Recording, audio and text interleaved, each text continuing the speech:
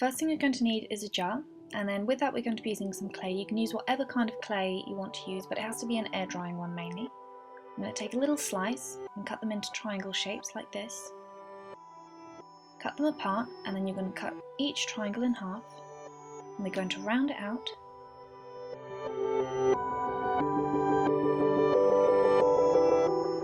Once you've rounded it a little, we're going to cut off the base because otherwise it's going to be really thick at the bottom of the jar.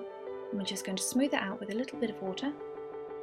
Once you've done that, you want to press it along the bottom of the jar and then place it how you want. And we're going to keep doing this with all the tentacles, but you want to blend it at the bottom. And if there's a little bit too much clay at the bottom, then scrape that off. We don't want it to be too heavy at the bottom.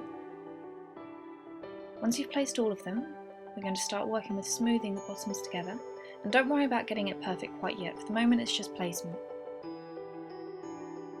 Blend together the bottom and scrape off whatever's a little bit too excessive.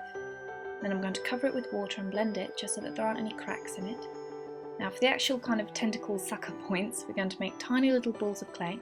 We're going to press it where we want it to be the underside of the tentacle, and then press it down with a rounded tip. It's quite a good idea to mark where the difference is going to be, whether you have the little suckers and where you have the actual top of the tentacle.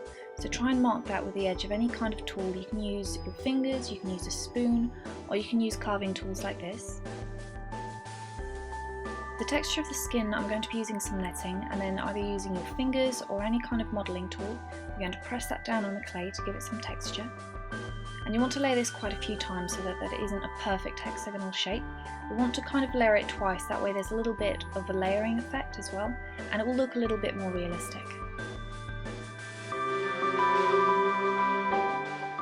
Once it's dry, just try and clean up the glass, and then I'm going to be using a little bit of super glue and putting this down the edges. And it's a good idea to have the jar on some piece of plastic or something that isn't going to stick to the bottom, because I had the glue actually going onto the mat and it got stuck, so try and have it on something else before you put the super glue on it. Finish off with some black spray paint and then a little bit of coppery spray paint just to make it a little bit more interesting. And that's it, you're done!